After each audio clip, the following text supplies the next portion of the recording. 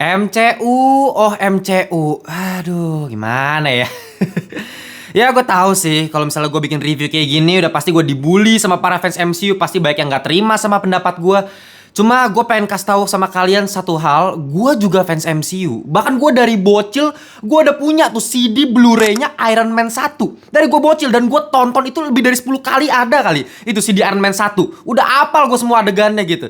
Dan sejak saat itu gak ada satu film pun, satu TV series pun, bahkan satu special presentation pun dari MCU yang gak gue tonton. Dan gue gak tahu ya buat kalian para fans MCU merasakan hal yang sama gak kayak gue ketika menonton opening setiap film Marvel. Selalu ada logo Marvel itu kan, dengan comical, dengan lagunya dem tem tem tem tem. Itu setiap kali gue melihat itu di awal ketika gue nonton film MCU, itu kayak ada api yang berkobar di hati gue. Dan gue langsung kayak badan tuh kayak langsung bergetar sendiri dan jantung tuh langsung berdegup dengan kencang gitu. Karena memang gue fans MCU. Tapi gue gak bisa bohong juga, beberapa film MCU belakangan ini, terutama tahun kemarin 2023, mulai dari Iron Man 3 lah, bahkan GOTG Volume 3 yang bagus emang filmnya, atau The Marvels yang emang sampah filmnya. Tapi setiap kali gue ngeliat opening itu kayak udah gak ada kobaran api semangat kayak gue nonton film MCU dari dulu gitu. Nah, tapi ketika gue nonton film Deadpool 3, entah kenapa kobaran api itu kembali lagi gitu. Di awal-awal gue nonton film, logo Marvel itu muncul meskipun dengan suara nyanyiannya si Wade Wilson yang tolol gitu ya. Dia ikut nyanyi pas lagi dem tem. Tapi gue entah kenapa semangat lagi, balik lagi gitu. Apalagi pas masuk ke title sequence, kredit direkturnya, aktornya itu masuk satu-satu. Menurut gue itu kreatif sekali.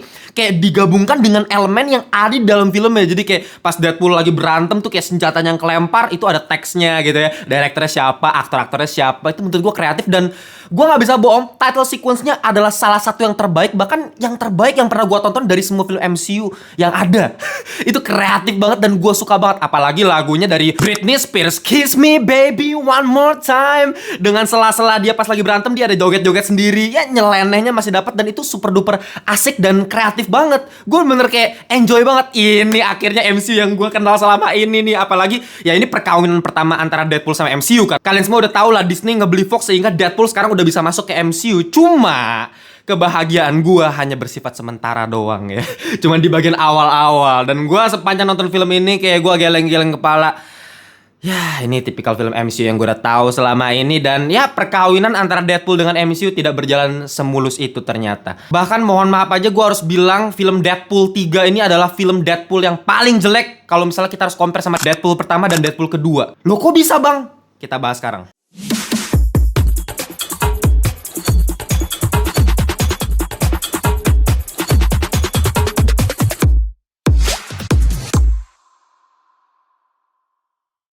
Welcome back to Ngelantur Indonesia Skui Nonton Skip Belum. Jangan lupa kalian semua, kita kembali lagi di segmen review. Dan selalu gue ingatkan, review dari Ngelantur selalu non-spoiler. Jadi kalau kalian belum nonton film Deadpool 3 ini, gak apa-apa buat nonton review dari gue. Karena gue gak bakal bocorin, tenang aja. Apalagi film kayak Deadpool yang penuh dengan cameo dan fanservice, gak bakal gue bocorin, tenang aja. Dan inget buat kalian yang belum join grup Telegram Ngelantur Corps, join aja, linknya udah gue taruh di bawah sama 3 ribuan Ngelantur Corps yang lain. Kalian bisa ngobrolin seputar film-film MCU, film superhero, film apapun itulah, TV series, anime, seputar pop culture. Pokoknya join aja, feel free. Oke, kita langsung masuk ke pembahasan film Deadpool and Wolverine. Are you ready? Fuck yeah, I'm ready. I'm the Wolverine. Khusus buat kalian yang belum nonton film Deadpool and Wolverine ini, gue pengen kasih tau kalian, gue pengen himbau untuk menonton 3 ini dulu nih. Ya, yang pertama Deadpool 2 udah pasti, karena menurut gue secara cerita masih ada korelasi sama film sebelumnya Deadpool kedua gitu. Nah, untuk yang kedua, kalian wajib nonton film Logan sih, tahun 2017. Dan yang ketiga, tentunya kalian pasti harus nonton series Loki ya. Season 1 sama season 2, ya at least season 1 untuk memahami TVA itu apa. Jadi kalau kalian yang bukan fans MCU, ya auto mampus ya, rest in peace ya buat kalian.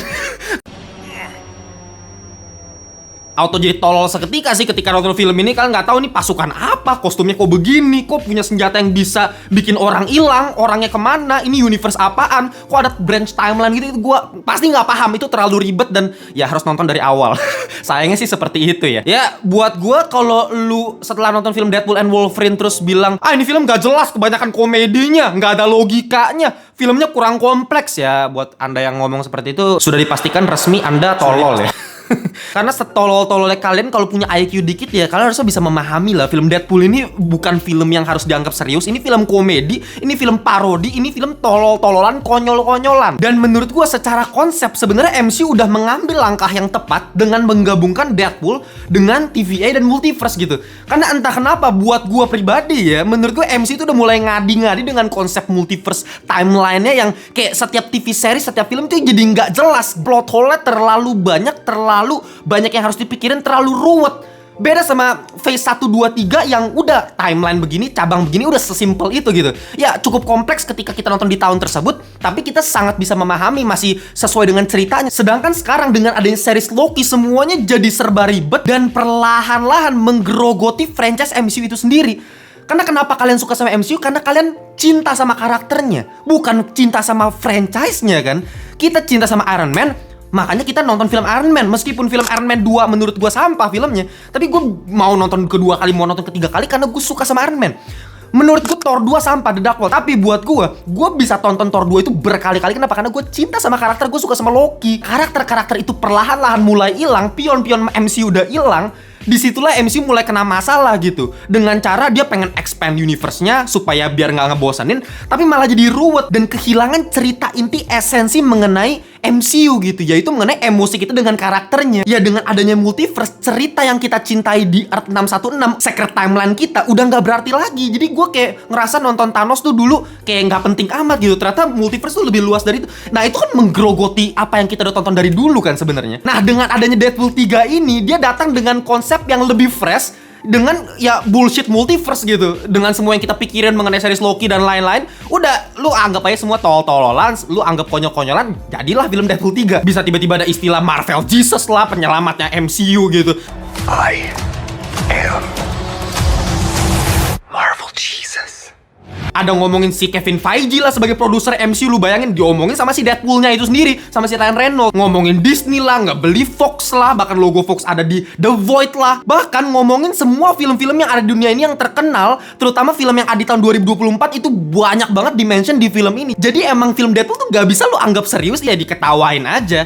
Tapi untuk film Deadpool ini, sedangkan untuk franchise MCU yang masih berlangsung ke depannya, nah ini yang jadi masalah. Menurut pendapat gua, setelah kalian nonton film ini, terus kalian nonton film MCU ke depannya, kalian bakal nggak menganggap semua film-filmnya jadi serius, dan ini malah terkesan jadi bunuh diri sih dari Kevin Feige menurut gua ya. Gua bener-bener nggak paham gimana caranya Kevin Feige menyatukan ini semua, membetulkan semua plot yang udah berantakan di series Loki dan di Deadpool kayak begini, terus dirapihin gitu. Menurut gua itu butuh pemikiran super duper jenius sih. Oke, kita coba balik lagi ke film ini. Ya sebenarnya ceritanya kan simple. Kalau di real life, gara-gara Disney mengakuisisi Fox, sehingga semua IP-nya Fox, mau dari Fantastic Four, X-Men dan lain-lain itu udah dimilikin sama Disney gitu. Jadi Disney berhak untuk mengatur-ngatur tuh semua yang dimiliki sama Fox. Nah, semua hal yang terjadi di dunia nyata tersebut dikonsepsikan di film Deadpool 3 dengan cara apa? Dengan ide gila, kita bikin aja karakter angkor gitu, anchor being, karakter jangkar, dimana kalau misalnya karakter jangkar ini mati dalam sebuah universe,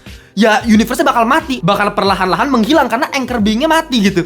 Nah itulah yang dipakai sebagai premis utama di film Deadpool and Wolverine, di mana Logan, di film Logan 2017 kan dia mati di akhir film. Dan itu kan ada di universe X-Men-nya Fox kan, dengan semua film X-Men yang udah pernah kita tonton sebelumnya, mau Days of Future Past lah, Apocalypse lah. Nah masalah utamanya karena Logan itu ternyata anchor being di universe-nya, dia mati, universe-nya bakal mati gitu. Jadi dikonsepsikannya seperti itu di fiksinya gitu ya. Dan ya gue yakin kalian semua udah tahu lah kalau misalnya Deadpool and Wolverine bakal jualan di cameo, bakal ngandelin fan service-nya. Apalagi buat kalian yang udah ngikutin Marvel dari dulu gitu. Nggak cuma MCU ya, semua film-film Marvel dari zaman dulu. Oke lah, itu memang menjadi sebuah hal yang positif karena dengan Disney mengakuisisi Fox, jadi kayak lu terserah mau masukin karakter apa, mau otak-atik bebas lah. Jadi kayak udah nggak ada batasan apapun mengenai IP. Jadi kayak lu bakal shock seshock-shocknya ketika nonton film Deadpool ini kalau misalnya kalian emang fans Marvel dari dulu. Tapi yang jadi masalah, gak seriusnya film Deadpool dari zaman dulu. Oke, dia bisa breaking the fourth wall. Oke, dia bisa otak-atik semua film-film. Dia bisa ngomongin Easter egg seenak jidatnya si Ryan Reynolds gitu.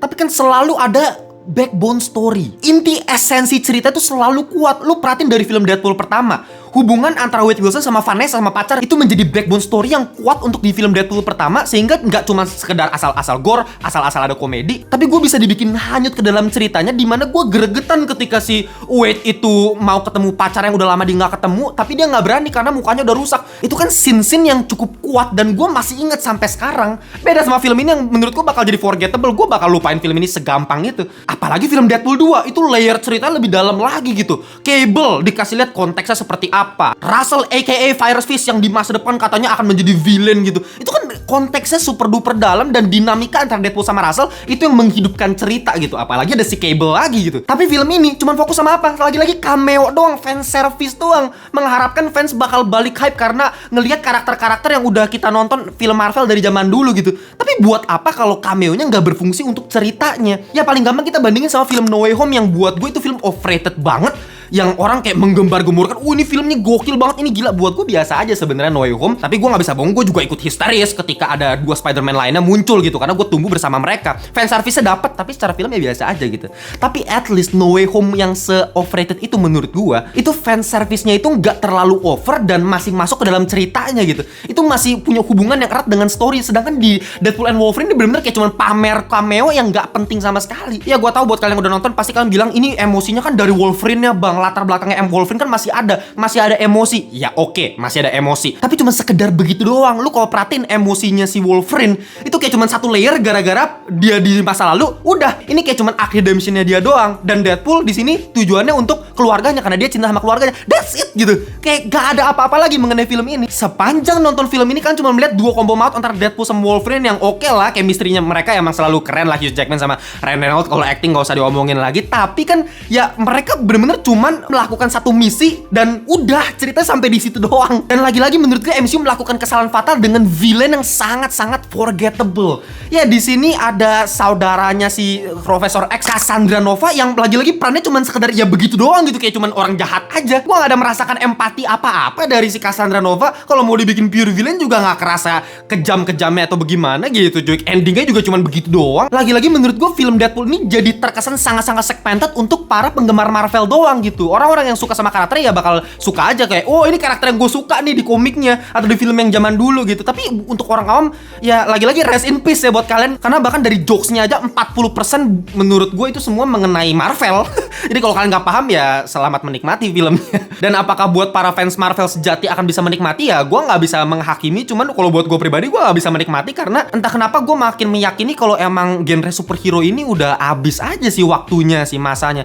Ya gue cuma bisa berharap karena gue fans DC juga ya, James Gunn semoga bisa memberikan sesuatu yang fresh di DCU nanti gitu. Karena ya superhero kayak udah hilang aja gitu temponya. Apalagi dengan adanya series The Boys, menurut gue buat kalian semua yang udah nonton The Boys ya, gue yakin kalian bakal jadi makin B aja film Deadpool and Wolverine gitu. Mau menghadirkan gore, lebih goran The Boys gitu. Kita udah lihat sesuatu yang jauh lebih gila di The Boys. Kayak di sini jadi kayak nggak ada apa-apanya. Yang nggak heran, Deadpool itu kan pertama 2016, Deadpool 2 2018. Sedangkan The Boys itu muncul kan di 2019 kan. Nah film Deadpool ketiga ini baru muncul 6 tahun setelah film keduanya. Dan kita udah lihat The Boys sampai ke season terakhirnya kemarin. Kayak semua gore yang ada di Deadpool jadi biasa banget ya. Ya beruntung sih kalau kalian yang belum nonton The Boys, ya mungkin kalian bisa lebih menikmati gore-gorenya. Jadi kayak wah gitu spesial. Ya buat yang udah nonton The Boys kayak ya biasa banget sih. Dan lagi-lagi menurut gue tuh MCU terlalu trying too much untuk membuat hype itu balik ke fans-fansnya yang dulu gitu. Dengan cara bikin TV spot foto-foto yang penting keluarin final trailer lagi. Yang ada si Laura, si X-23 yang ada di Logan. Itu ngapain? Itu fatal loh. Menurut gue fuck up sih. Menurut gue keputusan MCU untuk nggak bikin X-23 itu jadi kejutan di filmnya itu sayang banget. Karena menurut gue satu-satunya karakter yang punya hubungan emosional sama fansnya dari dulu ya menurut gue si Laura gitu. Kalau mau berpotensi untuk bikin shock ya jangan munculin dia di trailer sebelumnya, udah munculin di filmnya langsung gitu. Itu pasti gue lebih kaget. Ya ini gue jadi biasa aja kan, meskipun gue udah menghindari semua trailer yang baru atau TV spot itu. Tapi kayak gue setiap kali gue buka Instagram pasti muncul itu berita-berita mengenai X-23. Orang pasti beritain itu dan ya udah gue jadi nggak kaget lagi. Ya untungnya masih ada beberapa sih karakter-karakter superhero yang udah dari zaman dulu dan mungkin kalian udah ada keterikatan batin sama karakternya yang udah hidup sama superhero tersebut. Itu dibalikin dan mungkin jadi kayak seru gitu, kayak wow akhirnya balik lagi. Tapi gak ada hubungannya sama cerita. Gak penting banget karakternya, kayak cuman sekedar fanservice doang. Tapi bang, film Deadpool ini kan komedi bang. Mohon maaf ya, buat gue komedinya itu beberapa bisa bikin gue ngakak. Tetap berhasil beberapa adegan. Tapi menurut gua ini film Deadpool yang paling garing dibandingkan 2 film Deadpool sebelumnya. Karena komedinya kayak terlalu dipaksain, kayak semua referensi mengenai pop culture trying too much dimasukin gitu di skripnya gitu. Oh, kita bikin ini, kita bikin ini, kita bikin ini, kita kritik ini, kita satir ini, kita bikin parodi ini. Semuanya diparodin. Dan menurut gue efeknya jadi terlalu over. Dan secara komedi sinematografinya pun Sean Levi buat gue kayak komedinya udah ketinggalan zaman sih. Dia kan yang bikin Night at the Museum. Dulu gue ngak banget nonton Night at the Museum pas masih bocil gitu. Tapi komedi itu kayak dibawa kembali ke film ini dengan smash cut dan lain-lain. Buat gue kayak ya udah basi aja sih. Buat gue udah gak lucu lagi. Dan kalau ngomongin dari sisi teknis ya gak ada masalah sebenarnya. Kayak penggunaan musik ditambah slow-mo itu udah ciri khasnya Deadpool dengan macro shot sinematografinya gitu ya. Tapi balik lagi karena nggak ada ceritanya, jadi kayak semua scene tuh dikasih slow-mo supaya diperlambat, supaya dibikin sequence-nya jadi bombastis, dramatis. Tapi terlalu banyak gitu scene-scene-nya. Beda sama film Deadpool 1 sama 2 yang nggak sebanyak ini sumpah scene-scene slow-mo, musik-musiknya. Ya meskipun endingnya menurut gue cukup epic dengan lagunya Madonna Like a Prayer yang dibikin choir.